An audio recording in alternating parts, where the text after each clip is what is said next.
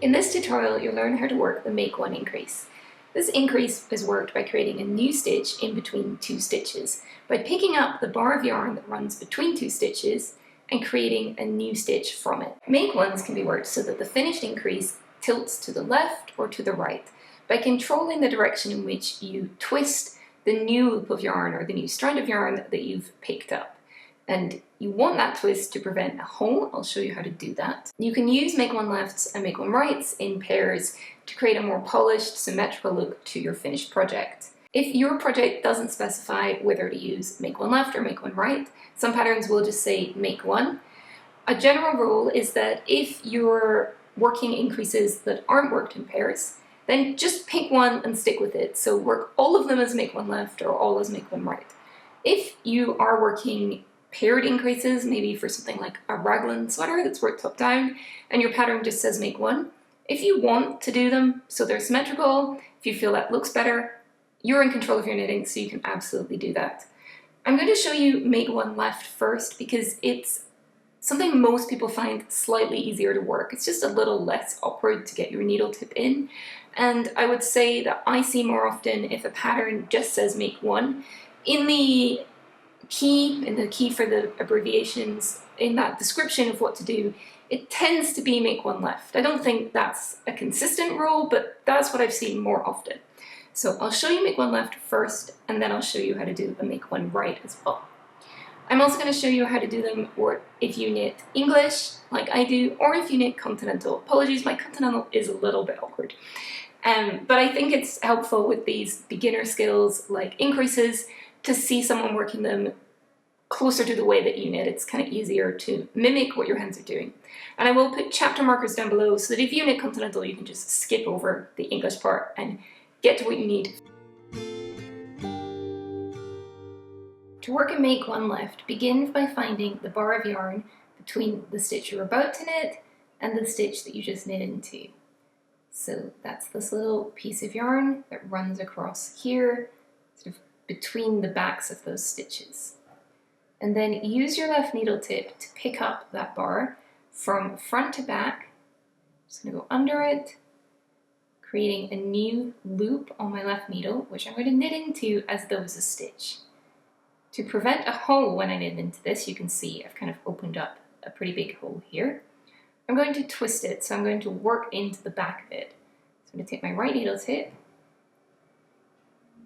and go into the back leg and slide it off the needle. And you can see I've got this little twisted loop below the stitch I just worked. Show you that again. So find the little bar of yarn here, and then take your left needle tip, go under it from front to back, and then knit into the back. And you can see you've got this little loop that's twisted here.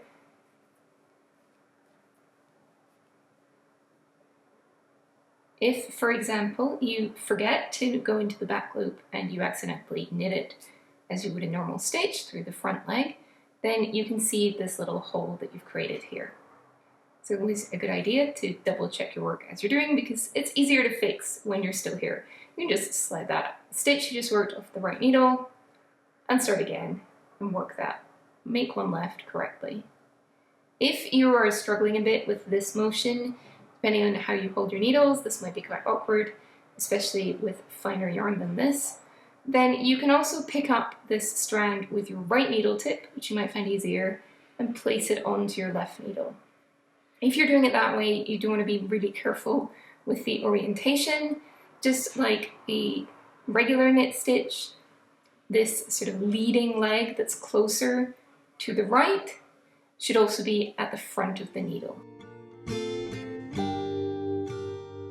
Make one right is worked in a very similar way to make one left, but the little strand that you're picking up is twisted in the opposite direction.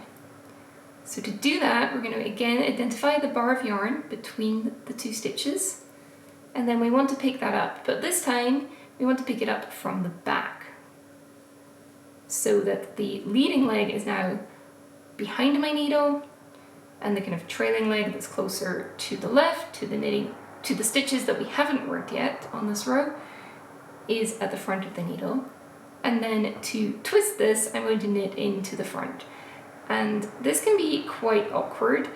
I find it easiest if I use my left index finger and thumb to kind of just pull down on the work and just to open up a space between that loop and my next stitch. It can also help if you slide it closer to the end of the needle, because I want that space, and then I'm kind of angling my right needle tip to get between the two legs of that stitch, that loop we just picked up. And you can see now I've got a little twist, and that twist is leaning in this direction towards the right. If you find it a bit tricky to pick up that bar from behind, you can also use your right needle tip to pick it up from the front and then place that on your left needle, being careful to get the orientation right so that the leading leg is at the back. And then knit into the front of that in the same way. Again, I find it easiest to sort of pull down and open up a bit of space. For make one left, you're going to begin by finding the bar between two stitches. So between the stitch you're about to work and the stitch that you just knit into.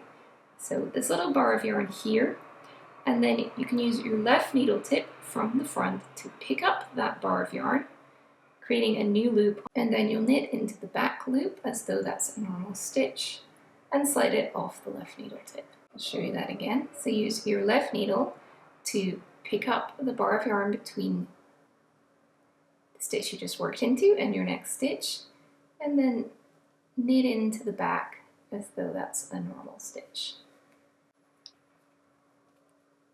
You might find it a little awkward to kind of manipulate your left needle, especially if you're knitting Continental with the yarn in your left hand, to pick up that bar. So you can also use your right needle tip to pick it up from the front and then place it onto your left needle. Being careful with the orientation, you want to make sure that this leading leg is at the front of the needle.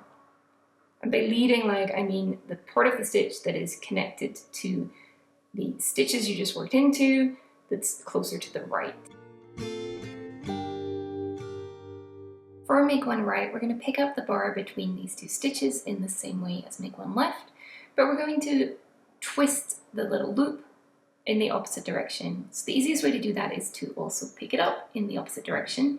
So pick it up from the back, and then you can see this leading leg is at the back of the left needle, and then knit into it at the front.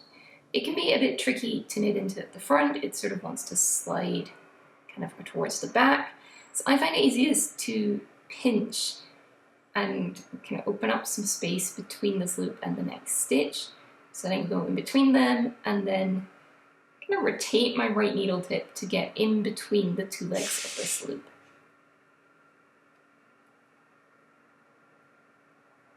And there you can see we've got a little loop and it's now leaning towards the right. And if it's tricky to use your left needle tip to pick up this loop, you can do it with your right needle tip and just place it onto your left. Just make sure you're thinking about the orientation of the stitch. So the leading leg here is at the back of the needle for make one right.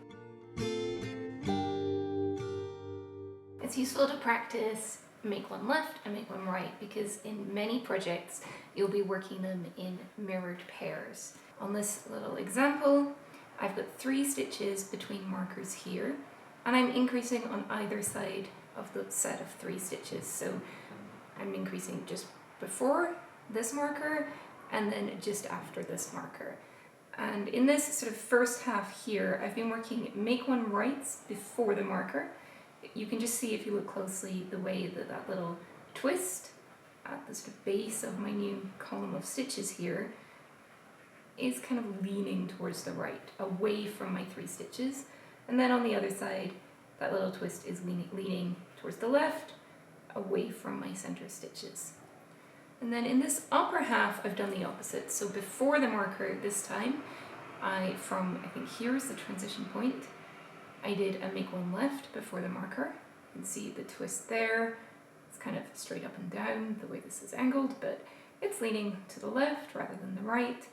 And then after the marker here, I did a make one right, and you can see the same thing with that little twisted loop. Generally, I prefer to work make one right before a marker and make one left after a marker. You can often choose what your preference is, but I find that that makes the stitches between my increases more prominent, while the increases themselves kind of blend into the fabric more. Whereas here I've got a little bit more unevenness. Just the way the stitches are lying, it's kind of a little bumpy looking, it looks a little bit messier. So this bottom section is usually my preference. Try it out, see what you like better, but just as a visual reference, this is make one right before a marker and make one left after a marker. And then from here up is the opposite way around. So practicing both versions allows you to create really beautiful symmetrical pieces in the same way that if you've learned a right leaning and left leaning decrease, you can use those in pairs. So practicing both is definitely a good idea. I hope that was helpful. Don't forget to subscribe to my channel and also check out my website isolde.com for more tutorials and patterns to help you knit with confidence. Till next time, bye!